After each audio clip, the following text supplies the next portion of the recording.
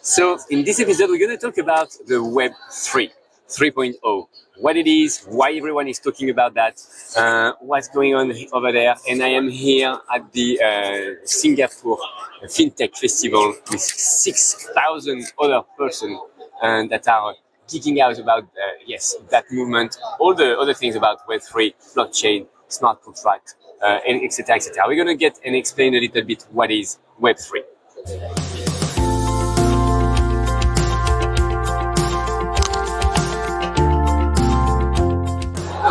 So hi again, Amaury. I would like to dive today into the Web3. So I'm here at the Singapore FinTech Festival. So basically, before to get to the Web3, let's talk about the origin. What is Web version 1? The Web version 1 is something that was used like more than 20 years ago, which was basically applications that were generated on the internet side, which means that nothing was really happening on the client side, on your computer, on the user's computer, or not even mobile, because at that time it was not that much mobile. And we were generating new pages, web pages basically, and sending them ready to print, ready to display directly on the application. So that was the version Web 1. Then came the Web 2 a bit later. Because the problem with the Web 1 was it was very heavy, very slow. Internet was not that fast actually, so it took a lot of energy, a lot of time to send the entire page. So instead of that, we were sending an application that was able to be run on the computer or on the mobile right now, and then we just exchanged the information that are absolutely required, just the required information like login, my password, and this type of things. So that was the Web 2.0, that's the web that we know as of today, that we use, where there are companies that are focused, that have the responsibilities to handle all the data that are stored on the internet. Now, what is Web 3.0?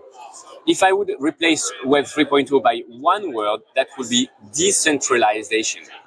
Basically, instead of having a server with a specific database, specific directory, etc., to store information, we are going to use the blockchain to store everything. So the principle of the blockchain and what we can put behind the Web3 is the fact that we can have three types of operations. We can have the read-write, so that's one type of operation. We can have the read-write-own, which means that you read, you write something, and you attribute the ownership of that information to someone.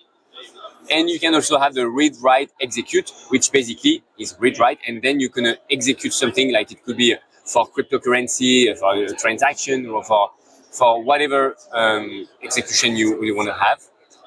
That's the type of program that is run directly on the blockchain side.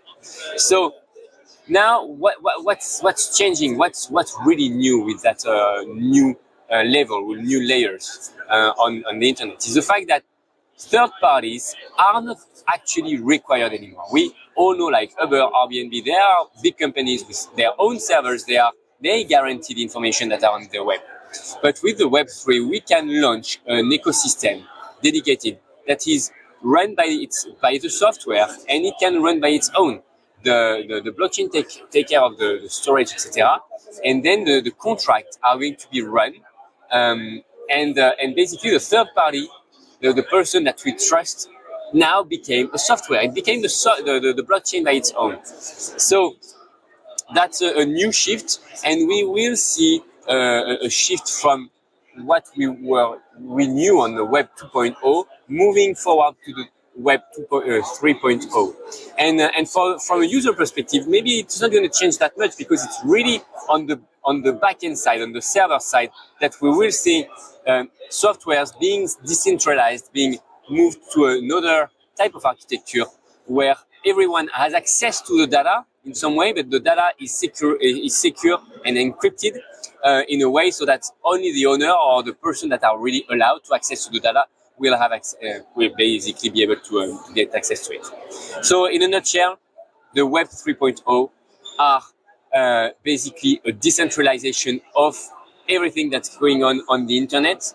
We're going to store things not only in one place, but in many places which will ensure that we provide a better quality, a better security. Everything will be sealed and attached to each other, so data won't be able to be changed by any pirate or anything. And it's going to be a huge change for the upcoming decades, as now we won't have to have our own servers, but we might consider really to do everything over the blockchain.